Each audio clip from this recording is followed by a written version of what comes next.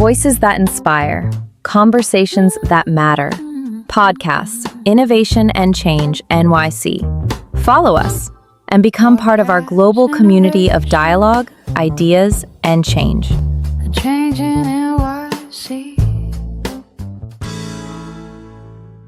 Good evening, I'm Tamar. Welcome to podcast Innovation and Change NYC. From New York City to global perspectives, our podcasts serve as a platform for critical reflection, knowledge exchange, and forward-looking dialogue. Founded by Tamar Makharashvili, Nanuka Tevzadze, Sofia Akhlediani, and Ekaterina Mourhulia, the podcasts bring together diverse professional expertise and interdisciplinary perspectives developed across the education, healthcare, social, and business sectors. What began as shared conversations evolved into collective vision to create a space where innovation is not abstract, change is not performative, and voices, especially women's voices, are heard with depth and respect. We explore how innovation, when grounded in human values, can drive meaningful, sustainable changes across communities, institutions, and societies.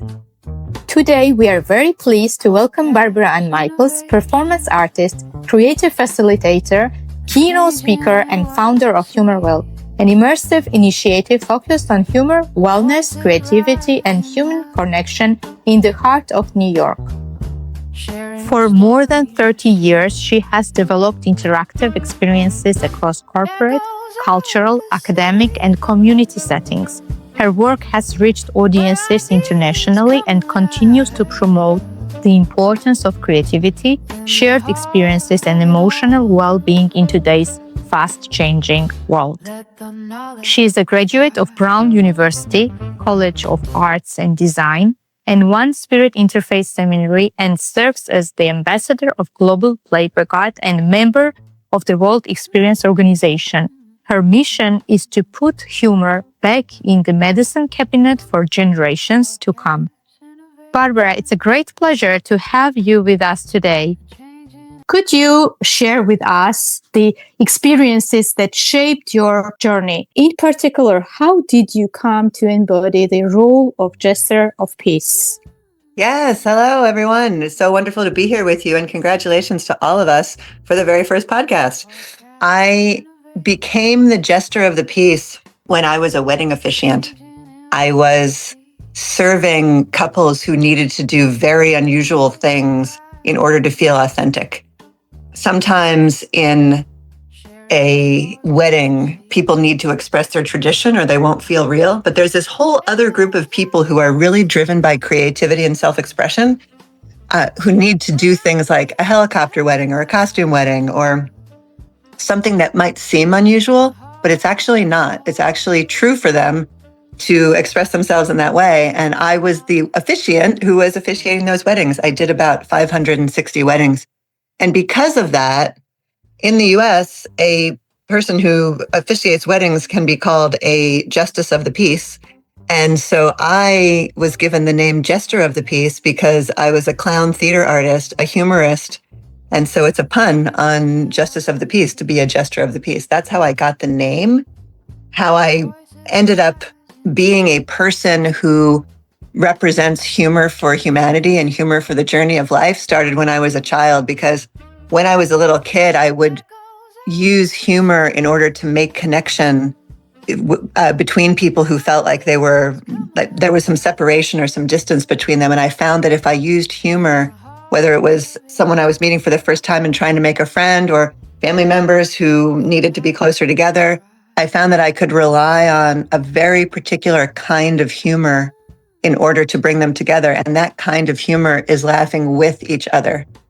Because humor can also, we can either use it to hurt or we can use it to heal. And if we laugh at each other, it can be divisive. But if we laugh with each other, it brings us together, amplifies love, and has people feel seen, heard, and celebrated. So be able to have access to being more of who they are. And it turns out that my entire career has been about, in one way or the other, using humor to have people come back together, come to themselves, and come back to each other by laughing with each other over and over and over again. Barbara, your work goes beyond engagement. It creates transformation. And that's brilliant. What, in your view, makes an experience truly transformational? So as an experienced designer, and an interactive artist for 30 years, what I've come to understand is that in an experience, if people both laugh and cry, it will feel transformational, as long as there's more than one emotional state. And part of the reason for this is, if you think about laughter, it's like, when was the last time someone laughed until they cried? You laugh and you laugh and you laugh. And the greatest laughs are the ones that end up in tears. And that's how you know the laughter has resolved itself, because you're crying. And it's the same with crying. You cry and cry and cry, and it results in laughter eventually. And you laugh and laugh and laugh, and it results in tears. So you cry until you laugh, and you laugh until you cry. It's actually one spectrum. And to be able to internalize that and know that and share that, it's really important. It can almost feel like a surprise to really realize that, even though it's natural for all people everywhere. It is something that we can teach each other and share. So I didn't invent it. I'm a modern voice for it because of the entertainment industry and where laughter absolutely belongs. And it also belongs around the dinner table, and it also belongs at a picnic, and it also belongs walking down the street, and it also belongs on the telephone call. And it also belongs holding hands with a dear friend, and it belongs in a hug. It belongs when people are in their deepest, darkest place. They're not ready for laughter. But as soon as anyone has one iota where they're reaching for hope, then laughter can be on the scene, and laughter can be a healing force. Barbara, one of the important aspects is sustaining resilience. And over time, it's critical. Why is humor so important for long-term resilience? Humor journeys with us, and it's important for us to journey with it also. And humor is always around. It's like air. It's the possibility of it is ever present. And in order to have resilience, I can have resilience with my own self. I mean, there is a very silly story of a time I was looking for my keys, like all over the place, and they turned out to be in my teeth. I know that sounds just ridiculous, but it's actually true. That's funny. I know, it's hilarious. It's totally ridiculous. And I mean, how many times has anybody looked for their glasses and they're on their own head? I mean, it's just, it's possible to find humor with oneself. This is another story about keys. I was trying to start my car one time, and I was wearing gloves because it was Portland, Maine, and I was living there in the winter. And I was trying to start my car, and the key got stuck through my gloves. And then I was trying to turn the key, but it was coming through the material of my gloves, and it wasn't working. And I just had to be like, this is nuts. I'm just going to stop and find humor in this moment. And we all have the tiny moments like that, but then there's also bigger ones. And one of the most important things to understand about humor is that it's ultimately a community practice. Like me telling those very ridiculous stories just now, somebody's going to get a laugh about that. Someone's going to be able to take their own thing less seriously. I mean, I fell off the stage playing the violin when I was in 4th grade because I was looking at boys. That's just so young and innocent and funny and silly. However, I didn't stop playing the violin.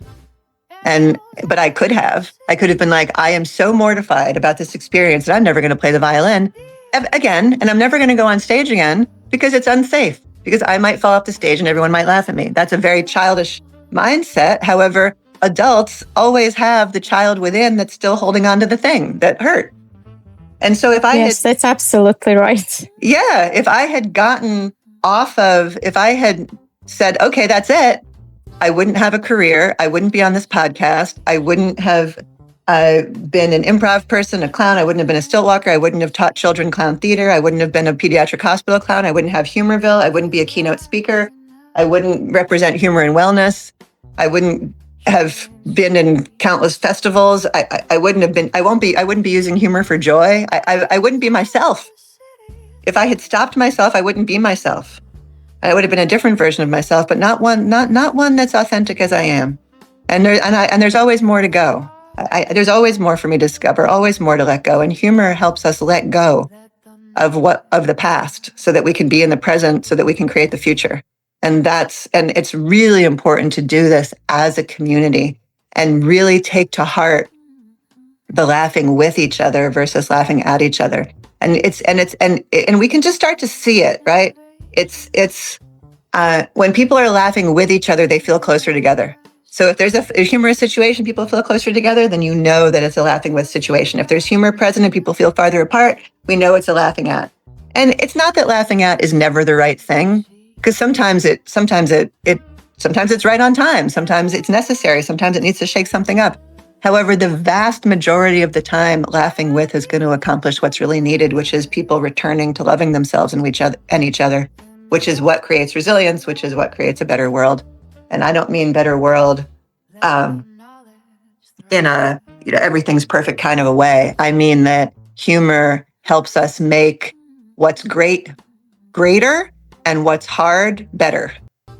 Thank you, Barbara, for this insightful and truly inspiring conversation.